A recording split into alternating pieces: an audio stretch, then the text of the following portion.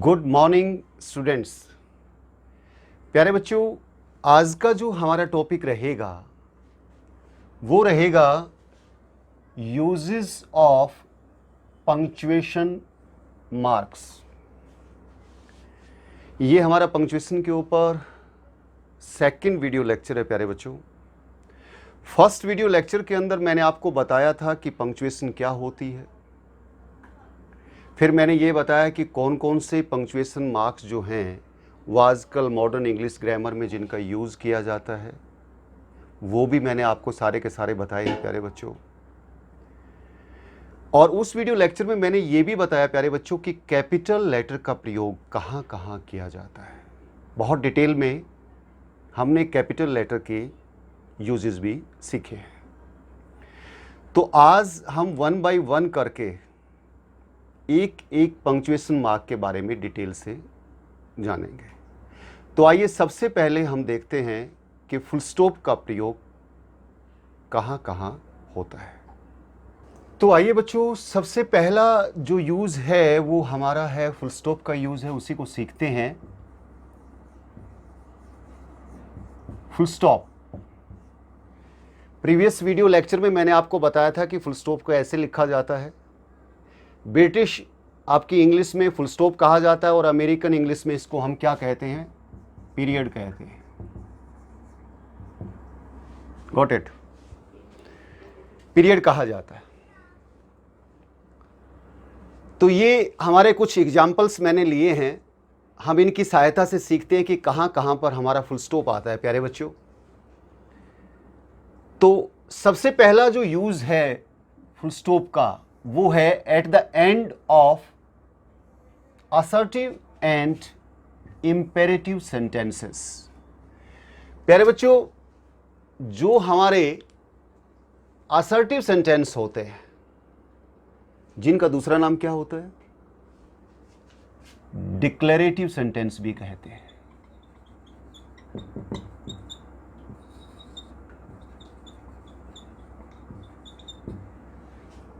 और प्यारे बच्चों, ये दो प्रकार के होते हैं। आपके अफर्मेटिव भी होते हैं और नेगेटिव भी होते हैं।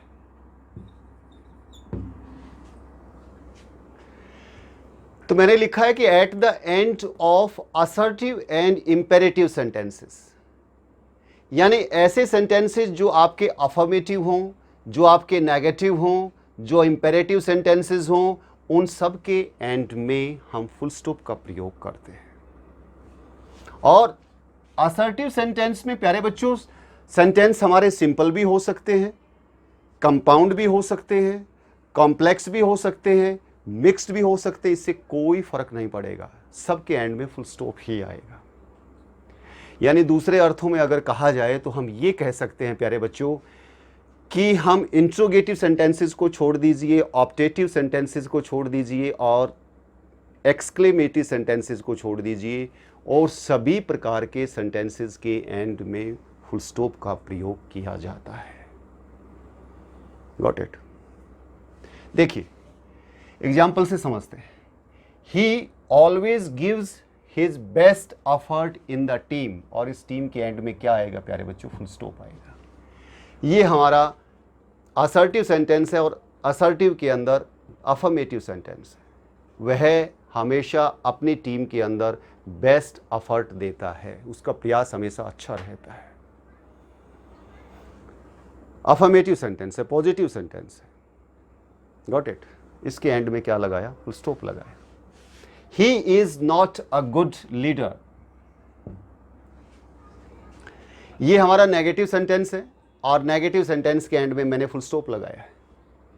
वह एक अच्छा नेता नहीं है, ये नेगेटिव है, और इसके एंड में भी फुल स्टॉप लगाया है।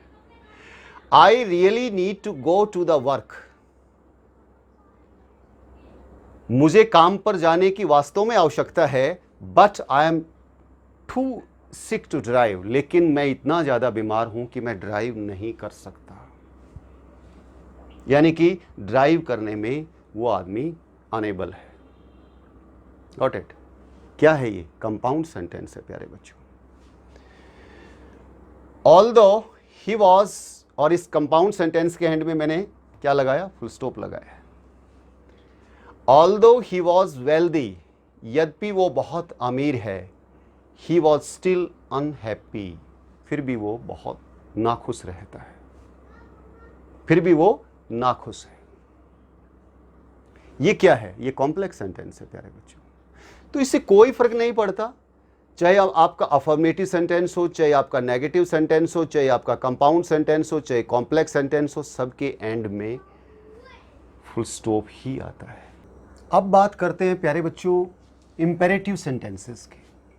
ये देखिए, pass the salt, shut the door, pass the salt, full stop लगा दिया मैंने, शट द डोर, यहां भी फुल स्टॉप आ गया। ये इंपेरेटिव सेंटेंसेस हैं प्यारे बच्चों, और इंपेरेटिव सेंटेंसेस के बारे में आप बहुत अच्छे से जानते हैं, नरेशन के अंदर मैंने बहुत डिटेल में आपको बताया है।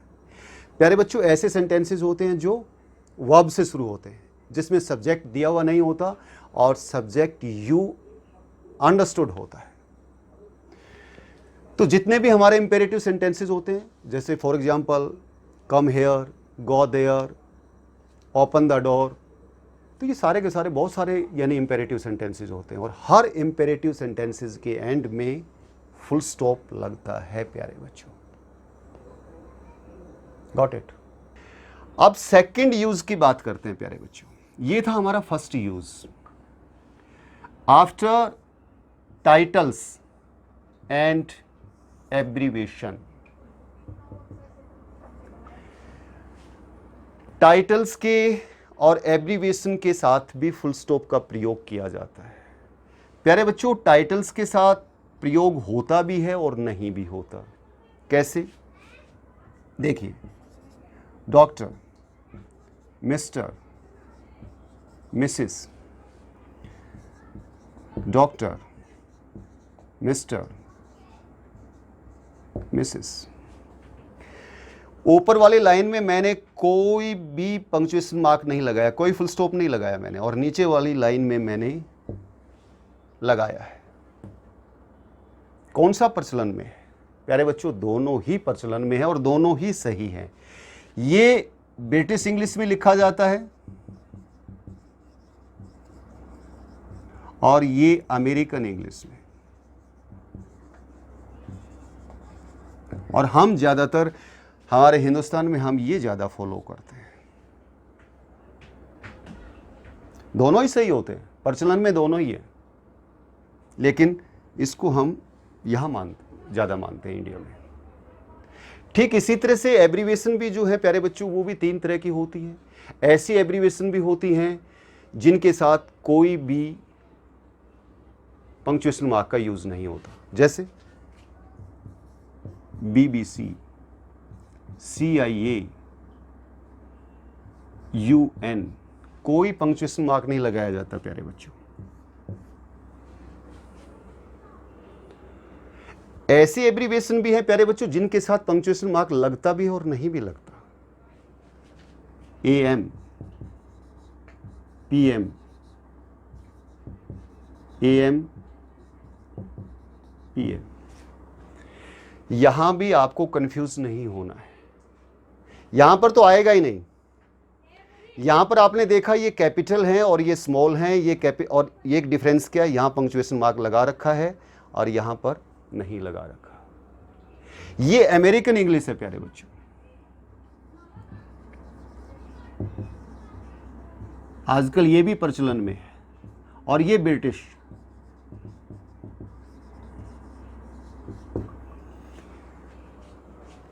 हम इंडिया में इसको ज्यादा फॉलो करते हैं, लेकिन अब इसका भी प्रचलन होने लगा है, तो ये भी गलत नहीं है। Got it. और ऐसी एब्रीवेशन होती हैं जहां पर पंक्चुएशन मार्क आएगा ही आएगा, जैसे for example that is, government, SHO, SDO, MBBS, बहुत सारे, सैकड़ों हैं, हजारों की संख्या में। जहां पर पंक्चुएशन मार्क आता ही आता है और वो फुल स्टॉप होता है। तो यहां से ये बात क्लियर हो गई कि फुल स्टॉप का प्रयोग कहां होता है, और यही मुख्य दो प्रयोग होते हैं प्यारे बच्चों जहां पर फुल स्टॉप लगाया जाता है। एक बार फिर से रिवाइज कर लीजिए, असर्टिव या डिक्लेरेटिव सेंटेंसेस के साथ और इंपेरेटिव सेंटेंसेस के साथ। और असर्टिव और डिक्लेरेटिव सेंटेंसेस में चाहे अफर्मेटिव सेंटेंस हो, चाहे नेगेटिव हो, चाहे वो आपके कंपाउंड सेंटेंस हो, चाहे कॉम्प्लेक्स सेंटेंस हो, सब के एंड में फुल स्टॉप ही आता है। उसके बाद आपके इंपेरेटिव सेंटेंस के एंड में भी फुल स्टॉप आता है। Got it.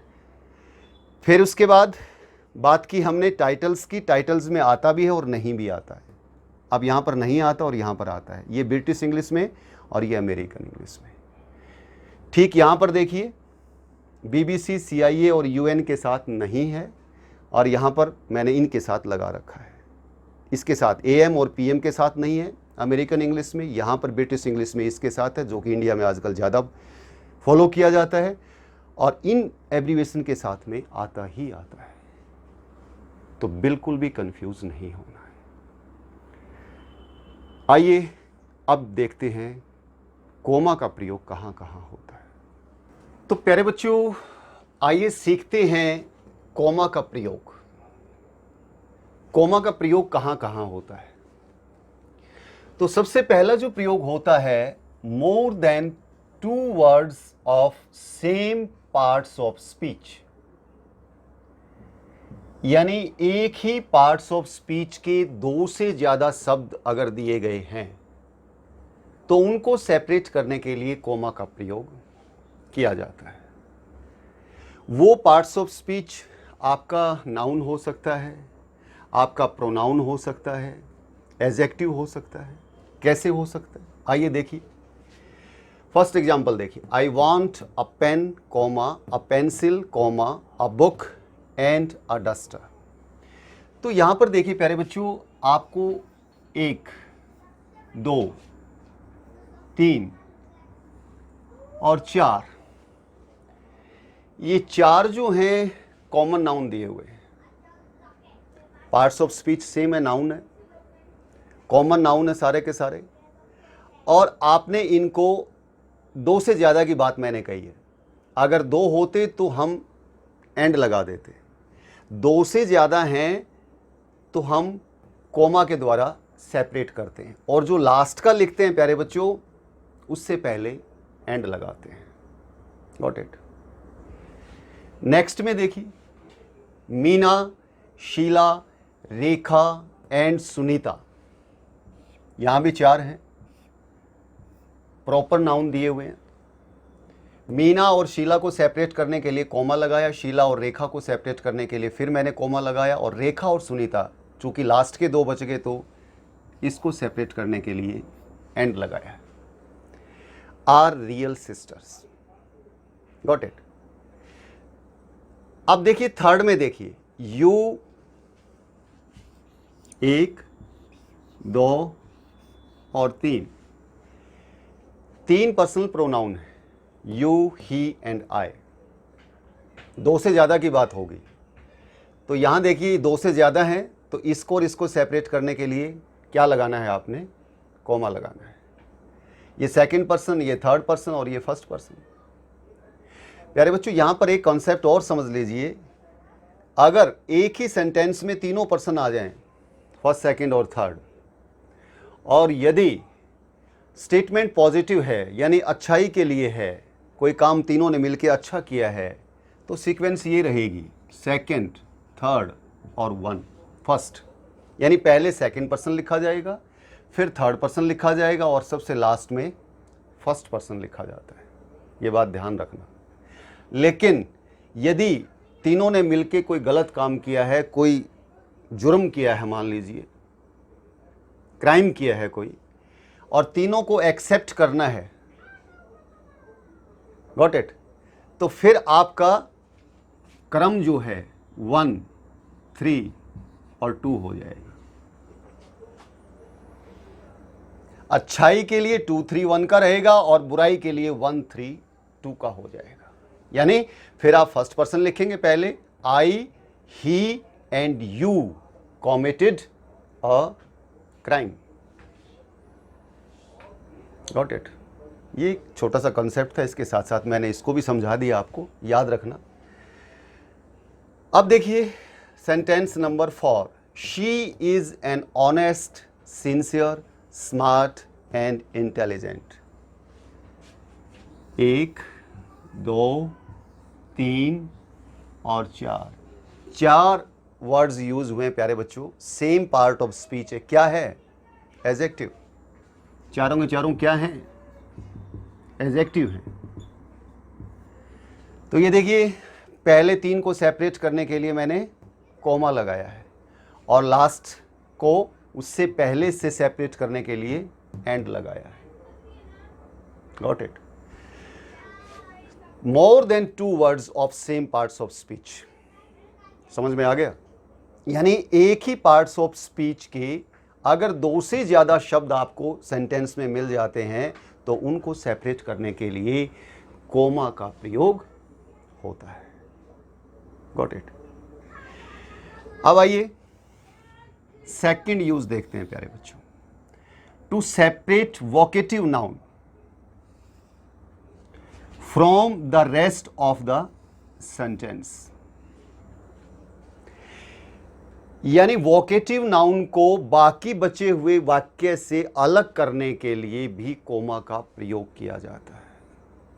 अब ये वोकेटिव नाउन क्या होता है? जब हम किसी भी चीज से किसी बंदे को एड्रेस करते हैं, यानी जिन शब्दों के द्वारा किसी आदमी को एड्रेस किया जाता है वो वोकेटिव नाउन होता है प्यारे बच्चों। देखिए फर्स्ट सेंटेंस में देखिए, मनोज, यहां हम उसका नाम ले रहे हैं, मनोज कोमा लगा दिया मैंने, go to bed now.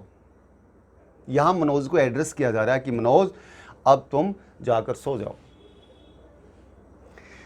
Improve your hand writing, Amit, last में लगाया है। ये वोकेटिव नाउन प्यारे बच्चों ये सेंटेंस के शुरुआत में आ सकता है, ये आखिर में आ सकता है, ये बीच में भी आ सकता है, लेकिन जहां भी आएगा अगर आपने कोमा नहीं लगाया तो फिर ये उसी का पार्ट बन जाएगा सेंटेंस का।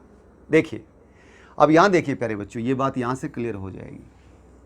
आई don't know comma John, John मैं नहीं जानता। मान लीजिए जॉन उस आदमी से कोई पूछ रहा है कि क्या तुम उस चीज़ को जानते हो, क्या उसके बारे में जानते हो, तो वो कहता है जॉन मैं नहीं जानता। लेकिन प्यारे बच्चों अगर आप ये कोमा हटा दें, आई डोंट नो जॉन, अर्थ ही बदल जाएगा, मैं जॉन को नहीं जानता। आपने कोमा लगाया तो जॉन को वोकेटिव नाउन बना दिया। यदि आप कोमा हटा देंगे तो फिर जॉन क्या हो जाएगा? इस वर्ब का ऑब्जेक्ट हो जाएगा प्यारे बच्चों। अब समझ में आया कि जब हम किसी बंदे को एड्रेस करते हैं, उसके नाम से एड्रेस कर सकते हैं, उसके प्रोफेशन से भी बोल सकते हैं, कोई फ्रेज भी लगा सकते हैं उसको एड्रेस करने के लिए, तो उसको कोमा के द्वारा सेपरेट किया जाता है, चाहे वो पहले आए, चाहे बाद में आए, चाहे वो बीच में आए। इसको बोलते हैं वोकेटिव नाउन। अब थर्ड यूज देखते हैं प्यारे बच्चों, केस इन अपोजिशन। ये क्या होता है?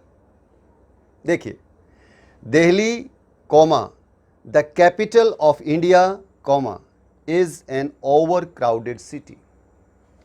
अब ये दिल्ली क्या है? ये नाउन है प्यारे बच्चों। द कैपिटल ऑफ इंडिया ये क्या है? ये नाउन फ्रेज है। ये नाउन है, ये नाउन फ्रेज है। इस नाउन को इस नाउन फ्रेज से कोमा लगा करके सेपरेट कर दिया, क्योंकि ये नाउन जो है, ये नाउन फ्रेज इस नाउन के बारे में हमें एडिशनल इंफॉर्मेशन दे रहा है। इसी को केस इन अपोजिशन कहा जाता है। जब दो नाउन या नाउन फ्रेज को साइड बाय साइड करके रखा जाता है और दूसरा जो नाउन फ्रेज है या नाउन है वो पहले वाले नाउन के बारे में जब उसको आइडेंटिफाई करता है या उसके बारे में एडिशनल इंफॉर्मेशन देता है तो वो केस इन अपोजिशन कहलाता है। Got it? तो ये देखिए, दिल्ली, कौन सी Delhi? The capital of India, जो कि भारत की राजधानी है। तो मतलब दिल्ली के बारे में ही एडिशनल इंफॉर्मेशन है ये। Is an over crowded city, वो बहुत ही भीड़ भाड़ वाला शहर है। नेक्स्ट देख लीजिए, Sudhir your neighbour is a good boy. ये देखिए, ये नाउन योर नेबर, ये नाउन फ्रेज आ गया। ये सुधीर के बारे में एडिशनल इंफॉर्मेशन है, तो इसीलिए इसको हमने कोमा के द्वारा सेपरेट कर दिया। सुधीर, कौन सुधीर? योर नेबर, तुम्हारा पड़ोसी। सुधीर तुम्हारा पड़ोसी इज अ गुड बॉय, एक अच्छा लड़का है।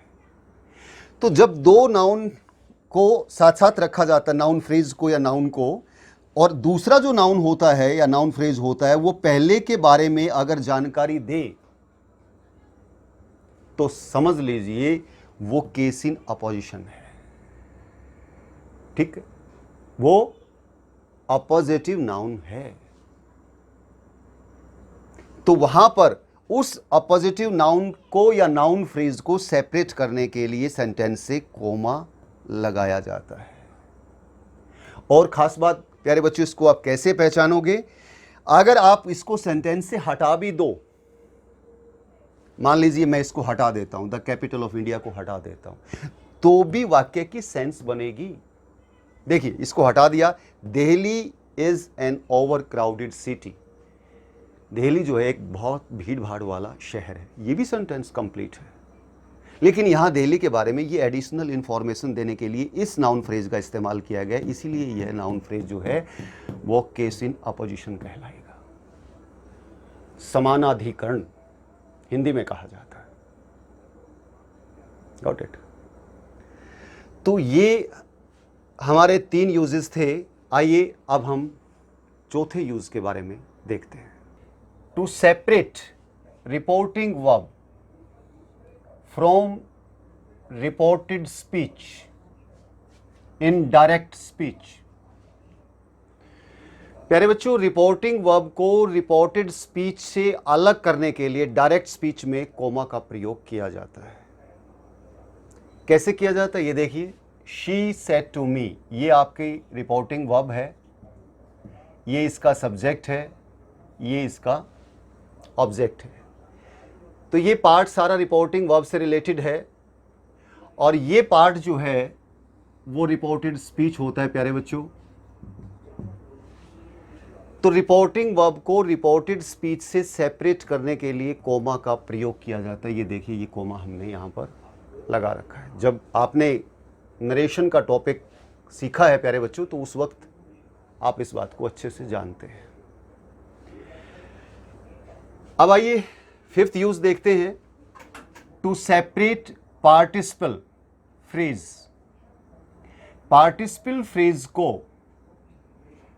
रेस्ट ऑफ द सेंटेंस से अलग करने के लिए, पार्टिसिपल प्यारे बच्चों आपको पता है कि 3 तरह के होते हैं, प्रेजेंट पार्टिसिपल, पास्ट पार्टिसिपल और परफेक्ट पार्टिसिपल होता है। तो देखिए, एग्जाम्पल से समझ में आएगा।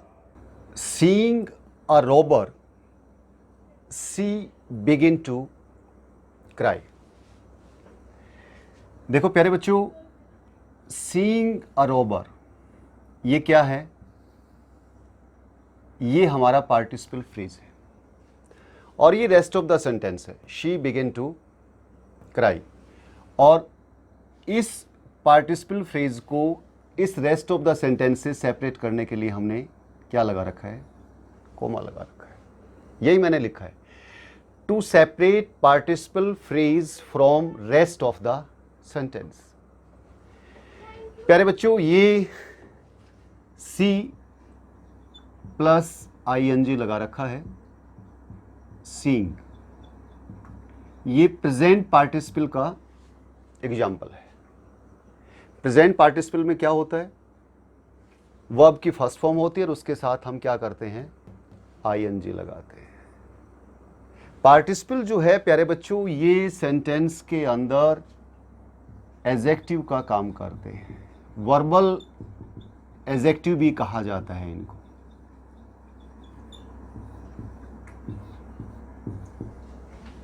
Got it? अब यहां पर वैसे तो पंक्चुएशन के बारे में मैं आपको बता रहा हूं, लेकिन जब बात पार्टिसिपल की आ गई है प्यारे बच्चों तो मैं आपको बता देता हूं। यहां पर ये 2 सेंटेंस रहे होंगे प्यारे बच्चों। क्या रहा होगा? शी सा अ रोबर, और दूसरा सेंटेंस रहा होगा शी बिगिन टू क्राई।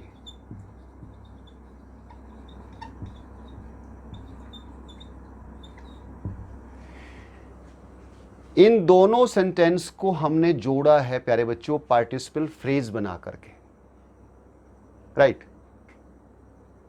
तो ये पार्टिसिपल फ्रेज बन गया। ये हमारी वर्ब थी। वर्ब को हमने फर्स्ट फॉर्म में लिया, सी प्लस आईएनजी लगाया। सीइंग अ रोबर, लुटेरे को देखते ही शी बिगिन टू क्राई, उसने चिल्लाना शुरू कर दिया। तो ऐसे बनाते हैं। और पार्टिसिपल फ्रेज को रेस्ट ऑफ द सेंटेंस से सेपरेट करने के लिए फिर क्या करते हैं? कॉमा लगा देते हैं। नेक्स्ट में देखिए, having taken my lunch packet, ये पार्टिसिपल फ्रेज है। यहां पर जो है हैविंग टेकन, प्यारे बच्चों जब हैविंग के साथ में वर्ब की थर्ड फॉर्म आती है तो वो परफेक्ट पार्टिसिपल बन जाता है। परफेक्ट पार्टिसिपल का एग्जांपल है ये, having taken my lunch packet. यहां भी 2 सेंटेंस रहे होंगे। आई टुक माई लंच पैकेट, पहला सेंटेंस ये रहा होगा, आई टुक माई लंच पैकेट, और दूसरा ये है ही, आई बोर्डेड द स्कूल बस। उन दोनों सेंटेंस को परफेक्ट पार्टिसिपल का यूज करते हुए एक सेंटेंस बनाया है। तो वो सेंटेंस बन गया having taken my lunch packet, उसके बाद comma, I boarded the school bus.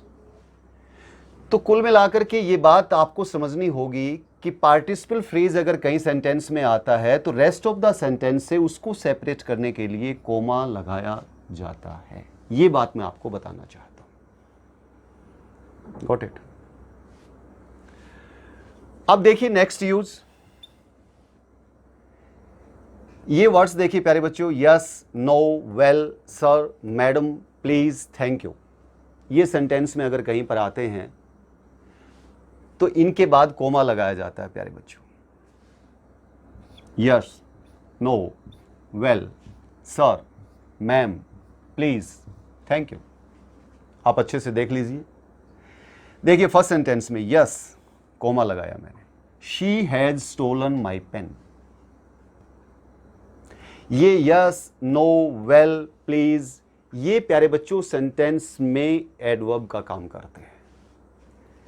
तो यहां देखिए इस एडवर्ब को rest of the sentences separate करने के लिए कोमा लगाया। यहां देखिए no, no, she has never helped anybody.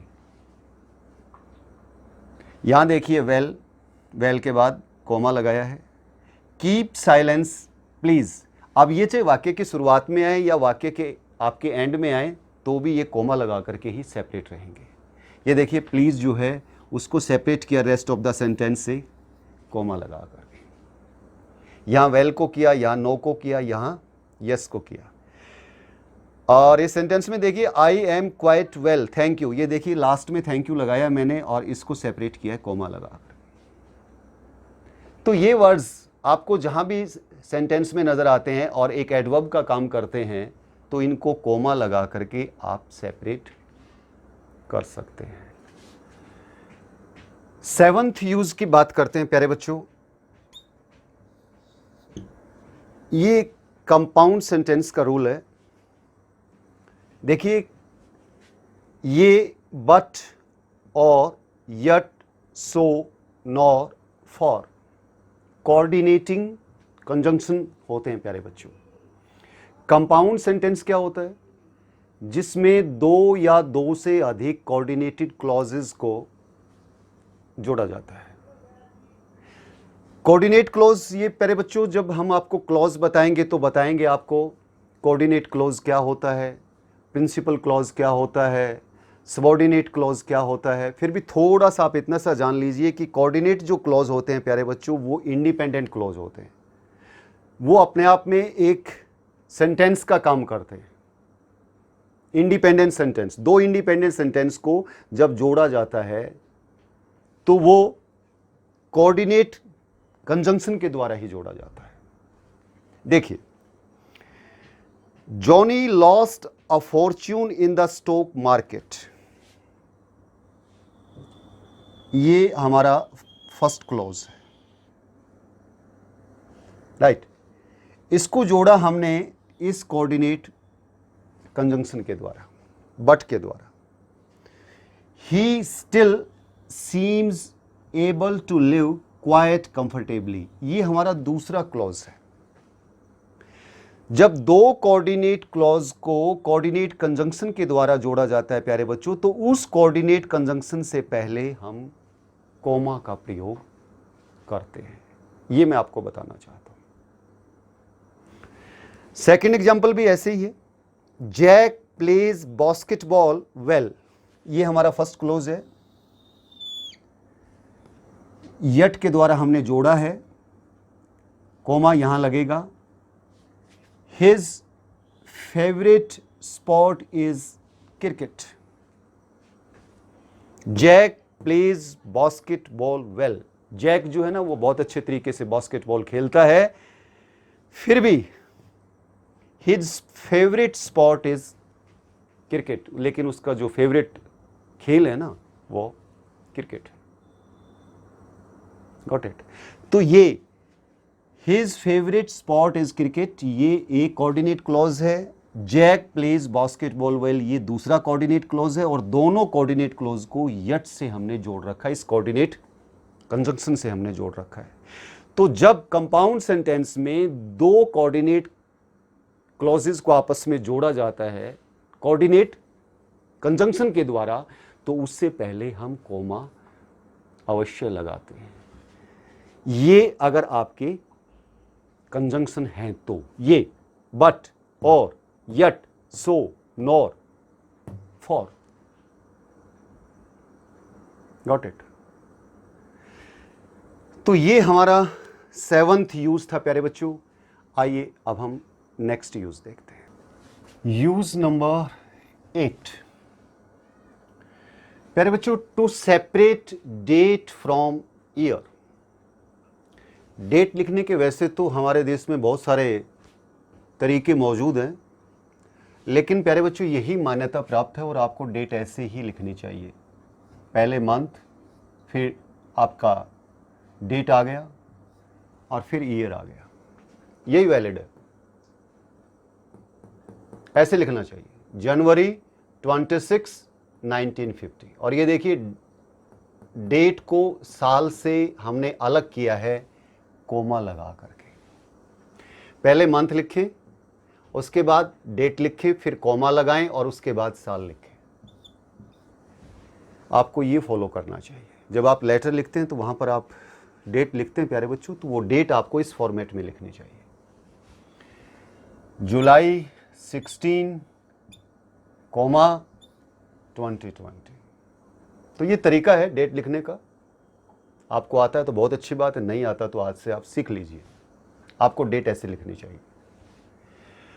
अब बात आती है एड्रेस को लिखने की प्यारे बच्चों। एड्रेस कैसे लिखना चाहिए? तो एड्रेस में जैसे आपका हाउस नंबर होता है, आपका स्ट्रीट गली का नाम भी आ जाता है, कॉलोनी आ जाती है, शहर आ जाता है, फिर आपका स्टेट आ जाता है, फिर आपका कंट्री आ जाता है। तो ये देखिए, सबसे पहले हाउस नंबर लिखा आपने, उसके बाद आप कोमा लगाइए। ये आपने लिखा स्ट्रीट या कोई लैंडमार्क जो भी है, हनुमान मंदिर, मान लीजिए हनुमान मंदिर वाली गली है, तो आपने उस लैंडमार्क का नाम लिखा, फिर कोमा लगाइए। हाउस नंबर, फिर उसके बाद स्ट्रीट आप लिख रहे हैं तो कोमा लगाएं, उसके बाद फिर कोमा लगाएं, और ये आपने कॉलोनी का नाम लिखा। Got it. उसके बाद फिर आपने सिटी का नाम लिखा, फिर आपने स्टेट का नाम लिखा, कॉमा लगाते जाइए और लिखते जाइए और लास्ट में फुल स्टॉप लगा दीजिए। ये तरीका होता है। लेकिन आजकल कंप्यूटर का ज़माना है प्यारे बच्चों, और कंप्यूटर में ये सारे कॉमे जो हैं वो हटा दिए जाते हैं जब लिखे जाते हैं। कंप्यूटर में जब हम लेटर टाइप करते हैं, प्रिंट करते हैं, तो हम इन पंक्चुएशन मार्क को अवॉइड कर देते हैं। लेकिन बच्चों आपको नहीं करना है। आपको परीक्षा में जो एड्रेस लिखना है, जो आपको लिखने का आपका डेट लिखने का स्टाइल है, वही आपने इसी फॉर्मेट को फॉलो करना है। इन पंक्चुएशन को आपने फॉलो करना है। Got it. अब बात करते हैं प्यारे बच्चों 10th रूल की।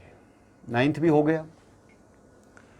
जब हम लेटर लिखते हैं प्यारे बच्चों, और लेटर में सैल्यूटेशन की बात आती है, यानी ऊपर हम लिखते हैं, मान लीजिए आप, यानी कि आपके पापा को आप लेटर लिख रहे हैं, आपके अंकल को लिख रहे हैं, आपके फ्रेंड को लिख रहे हैं, तो आप इस प्रकार से सैल्यूटेशन का यूज़ करते हैं, my dear father, my dear uncle, dear Ram.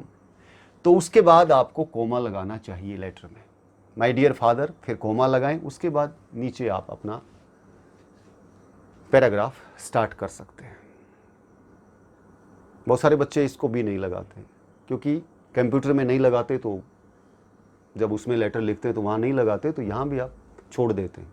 लेकिन ऐसा नहीं है, आपको सैल्यूटेशन के बाद कोमा लगाना चाहिए। ये रूल अब भी है। सब्सक्रिप्शन यानी लेटर के जब एंड में आप लिखते हैं प्यारे बच्चों, यूवर्स ट्रूली लिखते हैं, यूवर्स ओबीडियंटली लिखते हैं, यूवर्स फेथफुली लिखते हैं, जो भी आप लिखते हैं उसके बाद भी आपको कोमा लगाना चाहिए। Got it. ये पंक्चुएशन मार्क को आपको नहीं भूलना है। ये तीनों चीज़ें ही, रूल नंबर 8, रूल नंबर 9 और रूल नंबर 10, ये आपको लेटर राइटिंग में बहुत काम आते हैं। और यहाँ पर आपके पंक्चुएशन को लेकर के भी मार्क्स काट लिए जाते हैं। तो आपको लेटर राइटिंग करते वक्त इन रूल्स का ध्यान, इन पंक्चुएशन का ध्यान जरूर रखना है प्यारे बच्चों। बहुत सारे बच्चे एक गलती और भी करते हैं, यूवर्स यहाँ भी कोमा लगा देते हैं, ऊपर अपोस्ट्रोफिस लगा देते हैं, यूवर, और ऐसे लिख देते हैं, जो कि बहुत बड़ी गलती है प्यारे बच्चों, ब्लंडर है। ये कोई शब्द नहीं होता, कोई वर्ड नहीं होता ये इंग्लिश में। आपको ऐसे कभी नहीं लिखना चाहिए। ये होता है यूवर्स, ये अपोस्ट्रोफी एस नहीं होता है। बहुत सारे बच्चे गलती करते हैं ये भी, तो यहां भी आपके मार्क्स काट लिए जाते हैं। तो इन पंक्चुएशन का ध्यान रखें। अब इंपॉर्टेंट रूल आता है प्यारे बच्चों आपका कॉम्प्लेक्स सेंटेंसेस को लेकर के। कंपाउंड सेंटेंसेस को लेकर के मैंने आपको बता दिया है। अब कॉम्प्लेक्स सेंटेंस की बात आती है। तो कॉम्प्लेक्स सेंटेंस में जैसे कंपाउंड सेंटेंस में 2 कोऑर्डिनेट क्लॉज को जोड़ा जाता है प्यारे बच्चों, या 2 से अधिक भी हो सकते हैं, तो इसी तरह से कॉम्प्लेक्स सेंटेंस में भी कम से कम एक सबऑर्डिनेट क्लॉज होता है और प्रिंसिपल क्लॉज होता है। प्रिंसिपल क्लॉज तो होगा ही होगा, सबऑर्डिनेट क्लॉज एक भी हो सकता है और एक से ज़्यादा भी हो सकते हैं। ये जब आपको क्लॉजेस पढ़ाए जाएंगे तब आपको डिटेल में बताया जाएगा। सबऑर्डिनेट क्लॉज को प्यारे बच्चों डिपेंडेंट क्लॉज भी कहा जाता है और प्रिंसिपल क्लॉज को मेन क्लॉज भी कहा जाता है। ये इनके नाम ये भी हैं। तो आइए अब देखते रूल क्या कहता है। तो ये मैंने 5 एग्जाम्पल लिए हैं कॉम्प्लेक्स सेंटेंसेस के। तो फर्स्ट सेंटेंस देखिए, if I go to Bombay I will bring a watch for you. If I go to Bombay, ये आपका सबऑर्डिनेट क्लॉज है और ये आपका प्रिंसिपल क्लॉज है। तो सबऑर्डिनेट क्लॉज को कोमा के द्वारा हटा करके ये कोमा लगा है मैंने यहां, उसके बाद प्रिंसिपल क्लॉज लिखा है। प्यारे बच्चों यहां पर रूल क्या कहता है? रूल ये कहता है यदि आपका सबऑर्डिनेट क्लॉज पहले आ जाता है और प्रिंसिपल क्लॉज बाद में आता है तो आपको सबऑर्डिनेट क्लॉज के बाद कोमा लगाना ही चाहिए। लेकिन अगर यही सेंटेंस ऐसे लिखा हुआ होता, if I will bring a watch for you if I go to Bombay, यानी इसको अगर हम बाद में लिख देते, प्रिंसिपल क्लॉज को पहले लिखते और सबऑर्डिनेट क्लॉज को अगर बाद में लिखते, तो फिर आपको कोमा लगाने की जरूरत नहीं है। कोमा कब लगेगा? जब सबऑर्डिनेट क्लॉज पहले आएगा और प्रिंसिपल क्लॉज बाद में आएगा। ये रूल है। तो ये आपका एडवर्बियल क्लॉज था, ये सबऑर्डिनेट क्लॉज आपका एडवर्बियल क्लॉज है। whom द डेविल्स फेवर, ये सबॉर्डिनेट क्लॉज। सफर लाइफ लॉन्ग, ये आपका प्रिंसिपल क्लॉज। सबॉर्डिनेट क्लॉज पहले आया, प्रिंसिपल क्लॉज बाद में आया, तो आंख मूंद करके कोमा लगा दीजिए। और ये सबॉर्डिनेट क्लॉज में कौन सा क्लॉज है प्यारे बच्चों, अभी आपको पहचानना नहीं आएगा, क्योंकि अभी मैंने आपको क्लॉजेस के बारे में बताया नहीं है। जब हम क्लॉज के बारे में डिटेल में जानेंगे तो प्यारे बच्चों आप उस वक्त फटाक से बता दोगे कि सर ये नाउन क्लॉज है। नेक्स्ट सेंटेंस देखिए प्यारे बच्चों, एडजेक्टिव क्लॉज के एग्जाम्पल हैं और उसमें भी relative clause. That lady is the scientist, ये देखिए, who won the Nobel prize in chemistry this year, ये आपका रिलेटिव क्लॉज है, ये प्रिंसिपल क्लॉज है। अब देखिए, प्रिंसिपल क्लॉज पहले है और ये बाद में है, तो कोमा वैसे भी नहीं लगा है। लेकिन यहां एक बात आपको और भी ध्यान में रखनी है प्यारे बच्चों। क्या ध्यान में रखनी है? यदि आपका रिलेटिव क्लॉज एसेंशियल पार्ट है सेंटेंस का, तो आपको कोमा लगाने की कोई जरूरत नहीं है। देखिए, नेक्स्ट सेंटेंस से ये बात स्पष्ट हो जाएगी। People love to celebrate Holi, comma, which is a colourful festival. अब ये देखिए, ये रिलेटिव क्लॉज है आपका, और इसको मैंने प्रिंसिपल क्लॉज से, ये प्रिंसिपल क्लॉज है, सेपरेट किया है। अब प्यारे बच्चों, ये नॉन एसेंशियल रिलेटिव क्लॉज है। अगर मैं यहां फुल स्टॉप लगा दूं, people love to celebrate Holi, तो मेरा काम चल जाएगा, कंप्लीट सेंटेंस है। ये एडिशनल इंफॉर्मेशन है, ये रिलेटिव क्लॉज एडिशनल इंफॉर्मेशन दे रहा है होली के बारे में। इसकी जरूरत, इसके बगैर भी काम चल सकता है। अगर आप इसको लगाओगे तो कोमा लगा करके लगाओगे, राइट। अब देखिए, नेक्स्ट में देखिए, Ramesh, Ramesh whom you met in Hisar, यहां आ गया आपका relative clause. Got a job in Delhi, ये प्रिंसिपल क्लॉज है, दो हिस्सों में ब्रेक हो गया है। Ramesh got a job in Delhi, ये है प्रिंसिपल क्लॉज। अब देखिए प्यारे बच्चों, ये principal clause Ramesh got a job in Delhi अपने आप में कंप्लीट है। प्रिंसिपल क्लॉज है तो कंप्लीट तो होगा ही, और पूरे सेंटेंस का बिल्कुल अर्थ भी निकल जाता है। तो इसका मतलब ये फालतू का हिस्सा है, इसके बगैर भी काम चल सकता है। नॉन एसेंशियल रिलेटिव क्लॉज है, तो अगर नॉन एसेंशियल है तो इसको हम कोमा के द्वारा ही सेपरेट करेंगे। ये रमेश के बारे में एडिशनल इंफॉर्मेशन दे रहा है। लेकिन यहां पर देखिए प्यारे बच्चों, that lady is the scientist, अब ये प्रिंसिपल क्लॉज है, that lady is the scientist. अब प्यारे बच्चों, ये जो प्रिंसिपल क्लॉज है, ये अपने आप में पूर्ण नहीं है। इसके इस रिलेटिव क्लॉज की जरूरत पड़ेगी इसके अर्थ के लिए, तो ये एसेंशियल पार्ट हो गया यहां पर रिलेटिव क्लॉज। तो इसलिए आपको कोमा नहीं लगाना है। जब आपका रिलेटिव क्लॉज प्रिंसिपल क्लॉज के लिए एसेंशियल हो जाए, तो आप समझ लेना कि वहां पर कोमे की जरूरत नहीं है, और अगर वो एसेंशियल नहीं है तो वहां पर आपको कोमा लगाना ही लगाना है। तो ये रूल थे प्यारे बच्चों कॉम्प्लेक्स सेंटेंस को लेकर के कि कोमा कैसे लगेगा। बच्चों को कंपाउंड सेंटेंस में कोमा लगाना, कॉम्प्लेक्स सेंटेंस में कोमा लगाना, यहां बहुत प्रॉब्लम आती है। लेकिन अब मुझे उम्मीद है कि आपको ये कंसेप्ट अच्छे से क्लियर हो गया होगा। ये तो छोटी छोटी बातें हैं, इनके बारे में तो आप पहले से भी जानते होंगे। अगर नहीं जानते हैं तो आपको ये बातें भी जान लेनी चाहिए प्यारे बच्चों। बहुत सारे बच्चे कंप्यूटर में लिखे हुए लेटर को कॉपी कर देते हैं एज इट इज़, और बोल देते हैं कि आजकल ये फॉर्मेट रहा ही नहीं, आजकल कोमा लगाने की ज़रूरत ही नहीं है, बगैर कोमे के भी लेटर लिखे जा रहे हैं। लेकिन प्यारे बच्चों, ऐसा नहीं है। एग्ज़ाम में अब भी पंक्चुएशन मार्क का प्रयोग किया जाता है, डेट को लिखते हुए भी किया जाता है, एड्रेस को लिखते हुए भी किया जाता है, सैल्यूटेशन और सब्सक्रिप्शन को लिखते हुए भी आपको पंक्चुएशन मार्क लगाना चाहिए। जब आप कंप्यूटर में कोई लेटर टाइप करके प्रिंट करके कहीं पर भेज रहे हैं, वहाँ पर आप ना भी लगाएं तो भी काम चल सकता है, लेकिन परीक्षा में तो आपको ये रूल फॉलो करना ही चाहिए। Got it. आइए नेक्स्ट यूज देखते हैं। प्यारे बच्चों, अब आप देखते हैं यूज नंबर 12। ये एडवर्ब्स अगर आपको मिलती हैं प्यारे बच्चों, unfortunately, frankly, hopefully, sadly etcetera, अगर सेंटेंस में आपको मिलती हैं तो आपको इनके बाद में कोमा जरूर लगाना चाहिए, उसके बाद रेस्ट ऑफ द सेंटेंस आपको लिखना चाहिए। जैसे ये देखिए, unfortunately comma he miss the train, ये आपका रेस्ट ऑफ द सेंटेंस है और ये आपका ओपिनियन है। आप इनके द्वारा अपने ओपिनियन को बताते हैं।